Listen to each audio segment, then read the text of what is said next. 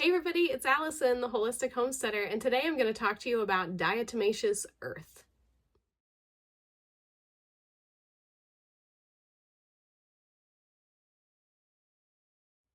I know that not a lot of people have heard of diatomaceous earth, and that's why I wanted to do this video. I don't have my big bag of diatomaceous earth here in the house at the moment. I usually buy it on Amazon. It's going to be spelled down below, diatomaceous earth. It's kind of a funky name.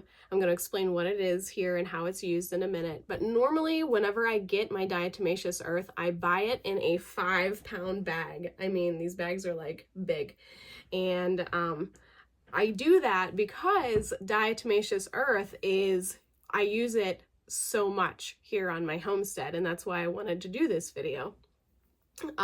So I buy it in a really big bag, and whenever I buy my big bag, usually what I do, because I use it so much outside, and that is primarily where I use it, I just pull out a little container of it, out of the bag, and just keep it here in the house, and then all of the rest, it goes to my shed to be used outside around the homestead. I just close it up. So I was on the hunt for a natural parasitic. Not a lot of people know, but most people have intestinal worms. I said it. It's true. And it's creepy, but it's true. And I was having enough issues that I thought that it could potentially be something that I was dealing with. Now, I could have gone to a doctor. Absolutely. Maybe I should have gone to a doctor, but that's just not really my personality. So I did my research, and I am part of a lot of really all natural kind of groups on Facebook and stuff. And I had come across an article about diatomaceous earth as a parasitic, as a natural anti-parasitic. And I was really excited about that. And I thought, I gotta learn more about this diatomaceous earth and what it is. So in my research, I found out that diatomaceous earth is really the fossilized remains of little diatoms, which are teeny tiny little microorganisms that were once in the waters around the world that, this is a long time ago, that were fossilized and have become this powder. They call it diatomaceous earth. Now these diatoms, these fossilized diatoms, they work their wonders when they are ingested by gently kind of like exfoliating the gut and your intestinal tract. And they infuse all sorts of trace minerals into the body and into the intestinal tract as they go. They are also, the diatomaceous earth, like I said, they are also really helpful around your homestead. So, as I said before, I get my diatomaceous earth on Amazon. I'll link it below. It's not like an affiliate link or anything like that. I'm not making money off that link. It's literally just the product that I use for here in my home and on my homestead. You have to remember to, first of all, you can always talk to your doctor about things like diatomaceous earth and if it could benefit you. I'm guessing that your doctor is probably going to be like, I don't even know what that is. I recommend you to reach out to a naturopathic doctor. I also encourage you to do your own research. I am not a doctor. This is just the research that I have done and the things that I have found and the information that I have put together from the research that I've done. So always just make sure you're going about this the safe way. Do your research, consult with professionals. Don't just follow a crazy lady on YouTube who's saying that this works well for her. Make sure that you are doing what is actually best for you. The second tip on this that has to be like, this should be like, like sirens flashing. You have to get food grade diatomaceous earth. They make all kinds of different types of diatomaceous earth, and some of them are not so good, and they're definitely not for human consumption. This diatomaceous earth is often used as as like a duster for cattle and for horses and stuff like that, because it keeps bugs off of animals. So that they don't use food grade for that. But if you are wanting to ingest diatomaceous earth for all of the numerous potential health benefits, then get food grade, pay a little bit more for it, and then you can still use it all throughout your homestead. For me personally, diatomaceous earth is almost always intestinal. Anytime that I'm having any kind of issues like with gas or bloating or really, really intense sugar cravings or salt cravings, I turn to diatomaceous earth. I usually put like a nice big heaping, I think this is probably like 2 tablespoons. I do a heaping thing of this into a fruit smoothie. I've shown you a recipe on fruit smoothies before, I believe. I just add a big scoop of this in, and then we all get some of it, and it works for all of us, and we don't even know, honestly. The smoothie might have a little bit of like a chalky texture to it, but overall it just helps mask the flavor of the diatomaceous earth being in a smoothie, and people generally don't even really notice. So for me, it's usually intestinal. I also turn to diatomaceous earth if I'm starting to feel kind of under the weather, because this diatomaceous earth, it like I said, it's that natural scrubber for your body.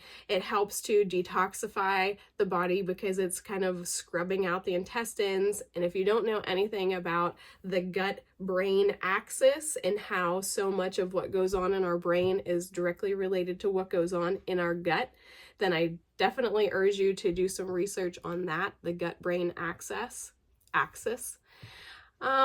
Aside from that, whenever we get our gut in perfectly running order or in close to good running order, our skin improves, our hair growth improves, we start to sleep better, our blood pressure becomes a little bit more regulated, you are reducing your gas, your bloating. If you do have parasites, they're going to be coming out of you, which is super gross, but it just is what it is. You want those out of there. So that's the whole point of that. Over on my blog, like I said, I'm going to link it below. I have a whole bunch of other reasons why diatomaceous earth could potentially be good for you. And I always encourage you to do your own research. When you get on Google, don't just go to like Google and type it in. Okay, that's great. That's like a beginner and amateur kind of researcher. Go to Google Scholar. Go to Google Scholar. Pull up research articles from universities that have done extensive research on these things. Do your research at a scholarly level. Don't just settle for what Google tells you straight out the gate. Go to an actual peer-reviewed, well-written, well-researched, well-documented article. I really, really encourage you to do that. Now, I talked a lot about the overall health benefits, but I said that I use this mostly on my homestead. Yeah, the health benefits are amazing, but around my homestead, diatomaceous earth is crucial for me. The biggest thing for me is using it in my chicken coop. Every single time I clean my coop, when I clean my coop, I clean my coop. We use pine shavings for the nesting boxes and all over the floor. I usually will do a couple layers of that, and then I go in probably every 3 months and I do a deep, deep clean on my coop. I pull all of those pine shavings out, I let the coop air out, and then I sprinkle this diatomaceous earth over all of it. The diatomaceous earth will kill little critters, the little bugs. So another warning for the diatomaceous earth: when you are using it on your homestead and you are sprinkling it on in your coop, wear some kind of respiratory thing. You do not want to be inhaling this into your lungs. These are jaggedy little diatoms. They are microscopic little jaggers, essentially, and you do not want that getting into your lungs. So always when you are sprinkling it, always, always, always have something over your face. You could also use this on your pets to help get rid of like fleas or ticks even as a natural little duster. But again, make sure you're watching their face when you are applying this. You can kind of use it as like a dry shampoo on them almost. You know, you sprinkle it in and rub it through and it'll help debug them or keep the bugs off. You can put it in your pet's food or water. If I think that my dogs have worms, I will put a sprinkle of this over their food and then just wet their food a little bit and mix it in, and they are none the wiser. It's a natural dewormer for them. I use diatomaceous earth all the time in my garden and on my blueberries and on my grapes. Again, it's that idea that bugs do not like this stuff. It is harmful to them. It is painful and hurtful to them and potentially even deadly to them. So bugs, they do not like it. You can sprinkle, if I have aphids on a plant, I can sprinkle this on and I can get rid of those bugs, kill them, or they'll at least disperse and go away from that area if it doesn't kill them. But it's just a natural way. I don't feel bad. If I put this out on my blueberry bushes, because my blueberry bushes are covered in Japanese beetles, it's going to deter the beetles. It probably won't kill them, but it'll deter them enough to get off the bush.